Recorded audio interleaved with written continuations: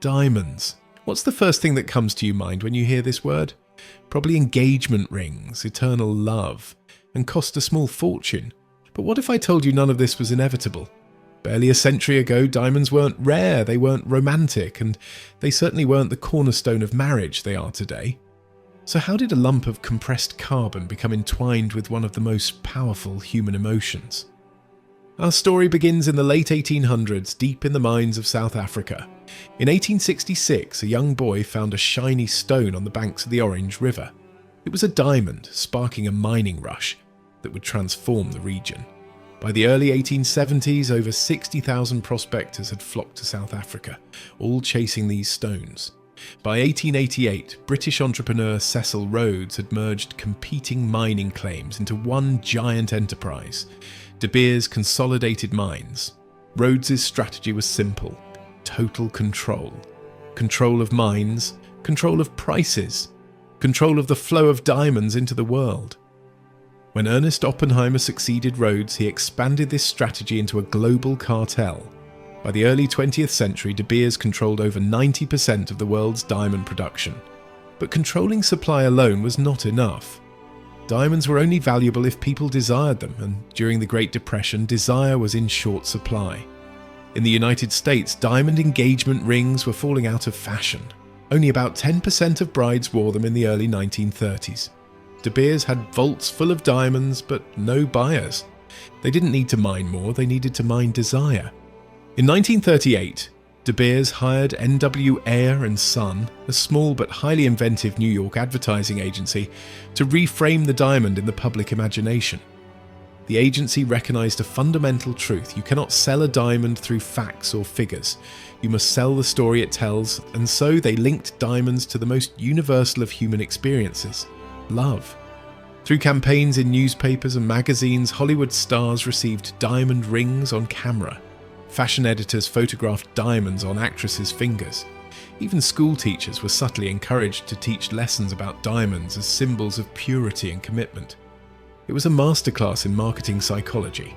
De Beers leveraged scarcity to heighten perceived value, celebrity influence to normalize desire, and ritual embedding to make diamonds part of life's milestones. They didn't just sell a product, they sold a cultural expectation. In 1947, copywriter Francis Geraghty coined a phrase that would echo through the century: "A diamond is forever." You probably even heard those words in modern music. 4 words, no mention of price, no boast of luxury, just a timeless promise. The genius of the line was subtle yet profound. It discouraged resale. If love is forever, why sell the ring that represents it? And it worked. By the 1950s, the proportion of American brides receiving diamonds had soared from 10% in the 1930s to over 80%. With America secured, De Beers turned global. In the 1960s and 1970s, Japan became the next target. Research revealed Japanese consumers valued purity, family honor, and endurance.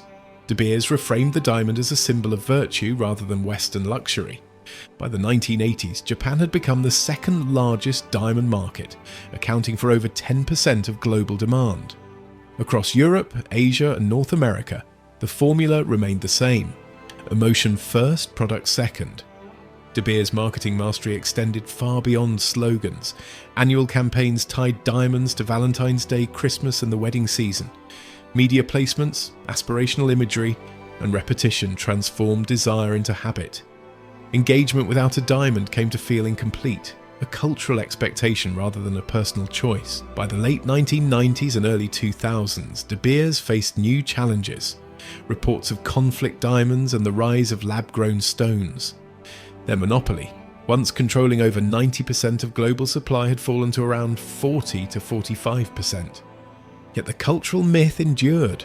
Today, despite diamonds being neither rare nor indispensable, over 75% of American brides still receive diamonds on their engagement rings. I think some of the genius behind De Beers includes scarcity and exclusivity. By tightly controlling supply, De Beers created the perception of rarity.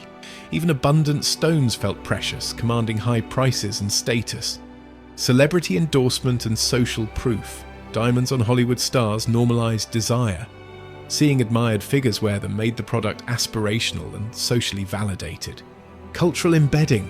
Diamonds were interwoven into rituals, proposals, weddings, anniversaries. Marketing became education. Products became expectation. Emotional storytelling by linking diamonds to love, permanence, and moral virtue. De Beers shifted consumer decision-making from rational to emotional, ensuring a lifelong attachment to the product. De Beers' approach was a masterclass in what we now call symbolic branding. They didn't just sell a commodity, they sold meaning, ritual, and aspiration. And it worked on a global scale. From Tokyo to Paris to New York, diamonds became shorthand for love, commitment, and social status. Marketing became anthropology. The De Beers story is more than a tale of diamonds. It is a blueprint for how a brand can shape culture, social norms, and even human behaviour.